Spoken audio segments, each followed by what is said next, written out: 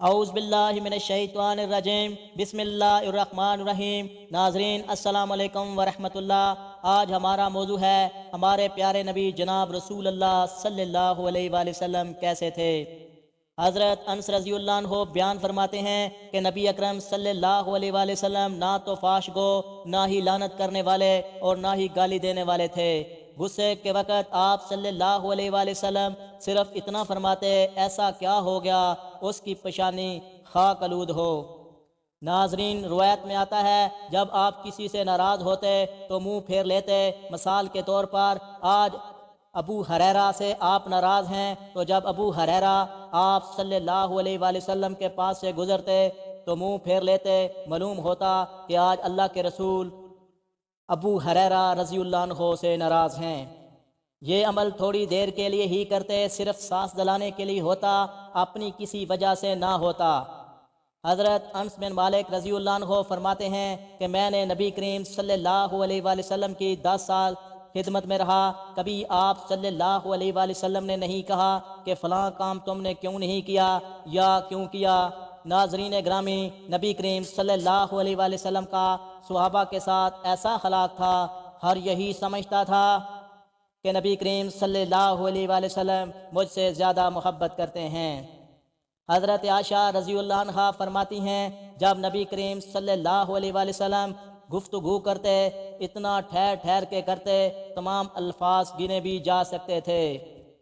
روایت میں آتا ہے جب نبی کریم صلی اللہ علیہ وآلہ وسلم سے کوئی گفتگو کرتا تو جب تک وہ گفتگو ختم نہ کر لیتا آپ نہ کہتے کہ اب بس کرو میرے پاس ٹائم نہیں، بلکہ وہ خود ہی بس کر دیتا۔ جب آپ گفتگو کرتے تو روب چھا جاتا اور جب آپ خاموش ہوتے تو وقار چھا جاتا۔ آپ صلی اللہ علیہ وآلہ وسلم کا قد درمیانہ تھا، جب مجلس میں بیٹھے ہوئے ہوتے تو بڑے سے بڑے قد والا بھی آپ سے چھوٹے قد والا دکھائی دیتا تھا، یہ آپ کا معجزہ تھا۔ ناظرین، حضرت علی رضی اللہ عنہ جب نبی اکرم صلی اللہ علیہ وآلہ وسلم کی شان مبارک بیان کرتے ہیں تو فرماتے ہیں کہ آپ صلی اللہ علیہ وآلہ وسلم لوگوں میں سب سے زیادہ سخی ہاتھ والے اور سب سے زیادہ فراغ سینے والے اور لوگوں میں سب سے سچے لہجے والے تھے اور سب سے زیادہ نرم طبیعت اور سب سے زیادہ عزت والے تھے۔ آپ صلی اللہ علیہ وآلہ وسلم کو اچانک دیکھنے والا مروب ہو جاتا تھا۔ آپ صلی اللہ علیہ وآلہ وسلم کی آواز میں جادو تھا، آپ کے ساتھ میل جول کر رکھنے والا آپ سے محبت کرنے لگتا تھا۔ حضرت انس رضی اللہ عنہ بیان کرتے ہیں حضور اکرم صلی اللہ علیہ وآلہ وسلم تمام لوگوں سے بڑھ کر حسین، سب سے زیادہ سخی اور سب سے زیادہ بہادر تھے۔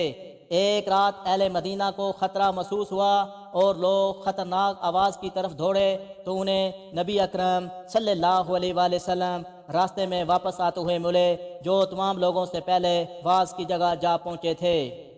آپ صلی اللہ علیہ وآلہ وسلم فرما رہے تھے ڈرو مت، ڈرو مت، یعنی آپ صلی اللہ علیہ وآلہ وسلم اتنے بہادر تھے کہ سارے مدینے والوں سے پہلے اکیلے اس خبر کی تحقیق کے لیے چلے گئے۔ حضرت ابو سعید خدری رضی اللہ عنہ فرماتے ہیں کہ رسول خدا صلی اللہ علیہ وآلہ وسلم با پردہ کنواری لڑکی سے بھی زیادہ حیادار تھے۔ آپ صلی اللہ علیہ وآلہ وسلم کی ناراضگی، ناپسندیدگی کے آثار آپ صلی اللہ علیہ وآلہ وسلم کے چہرہ مبارک پر پہچانے جاتے تھے۔ نبی کرم صلی اللہ علیہ وآلہ وسلم شرم و حیا کا پیکر تھے۔ آپ ساری زندگی عورت کو کیا کسی مرد کو بھی آنکھ بھر کے نہیں دیکھتے تھے۔ حضرت جابر بن عبداللہ رضی اللہ عنہ سے مروی ہے کہ زمانہ جاہلیت میں جب کعبہ کی تعمیر ہوئی تو نبی کریم صلی اللہ علیہ وآلہ وسلم اور حضرت عباس رضی اللہ عنہ بھی پتھر اٹھا کر لا رہے تھے۔ حضرت عباس رضی اللہ عنہ نے نبی کریم صلی اللہ علیہ وآلہ وسلم سے کہا کہ اپنا تہمت اتار کر سر میں ڈال لو تاکہ پتھر اٹھانے میں تکلیف نہ ہو۔ نبی کریم صلی اللہ علیہ وآلہ وسلم نے ایسا ہی کیا تو ننگے ہوتے ہوئے بے ہوش ہو گئے۔ آپ صلی اللہ علیہ وآلہ وسلم زمین پر گر پڑے اور آپ کی آنکھیں آسمان کی طرف لگ گئیں اور کہنے لگے مجھے میرا تہمت دے دو۔ پھر آپ صلی اللہ علیہ وآلہ وسلم نے ایسا مضبوط باندھ لیا، معلوم ہوا کہ ستر پوشی آپ صلی اللہ علیہ وآلہ وسلم کا عمل حیات ہے۔ زمانہ میں محنت اور مزدوری کے وقت ننگے ہونا عیب نہ سمجھا جاتا تھا۔ اللہ نے اپنے حبیب کے لیے اس وقت بھی یہ گوارا نہ کیا۔ گو اس وقت آپ کی پیغمبری نہیں ملی تھی۔ حضرت عائشہ صدیقہ رضی اللہ عنہا بیان کرتی ہیں کہ نبی اکرم صلی اللہ علیہ وآلہ وسلم میرے گھر بستر پہ لیٹے ہوئے تھے۔ اس عالم میں آپ صلی اللہ علیہ وآلہ وسلم کے دونوں مبارک پنڈلیاں کچھ زہر ہو رہی تھیں۔ حضرت ابو بکر رضی اللہ عنہ نے اجازت طلب کی تو آپ نے اجازت دے دی۔ آپ صلی اللہ علیہ وآلہ وسلم اسی طرح لیٹے رہے اور گفتگو فرما رہے تھے۔ پھر حضرت عمر رضی اللہ عنہ نے اجازت طلب کی تو آپ نے اجازت دے دی، جبکہ آپ صلی اللہ علیہ وآلہ وسلم اسی طرح لیٹے رہے اور گفتگو فرما رہے۔ پھر حضرت عثمان غنی رضی اللہ عنہ نے اجازت طلب کی تو حضور پاک صلی اللہ علیہ وآلہ وسلم اٹھ کر بیٹھ گئے اور اپنے کپڑے درست کر لیے۔ محمد راوی کہتے ہیں کہ میں نے یہ نہیں کہتا یہ ایک دن کا واقعہ ہے، یعنی یہ واقعہ کتنی مرتبہ پیش آیا ہے۔ حضرت عثمان غنی رضی اللہ عنہ کا آ کر باتیں کرتے رہے۔ جب وہ چلے گئے تو حضرت عائشہ رضی اللہ عنہ نے عرض کیا کہ یا رسول اللہ، حضرت ابو بکر آئے تو آپ نے ان کی فکر و تمام نہیں کیا، حضرت عمر آئے تب بھی آپ نے کوئی فکر و تمام نہیں کیا، جب حضرت عثمان آئے تو آپ نے اٹھ کر بیٹھ گئے اور اپنے کپڑے درست کر لیے۔ آپ صلی اللہ علیہ وآلہ وسلم نے فرمایا اس سے حیا نہ کروں جس سے فرشتے بھی حیا کرتے ہیں۔ حضور اقدس صلی اللہ علیہ وآلہ وسلم کی چال بہت تیز تھی۔ آپ صلی اللہ علیہ وآلہ وسلم چلتے تو مضبوطی سے قدم جما کر چلتے اور قوت سے آگے قدم بڑھاتے۔ آپ صلی اللہ علیہ وآلہ وسلم کا جسم مبارک بہت تھوڑا سا آگے جھکا ہوا رہتا، ایسا معلوم ہوتا کہ اونچائی سے نیچی کی طرف آ رہے ہوں۔ حضرت علی رضی اللہ عنہ فرماتے ہیں آپ صلی اللہ علیہ وآلہ وسلم بال اور داڑھی میں تیل لگا کر رکھتے تھے، بالوں کی مانگ بھی نکالتے تھے۔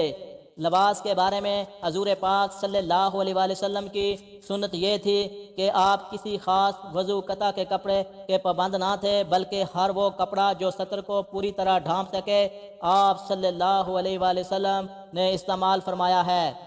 آپ صلی اللہ علیہ وآلہ وسلم نے اچھے سے اچھے کپڑے بھی پہنے اور معمولی سے معمولی یہاں تک کہ پابند لگے ہوئے کپڑے بھی پہنے۔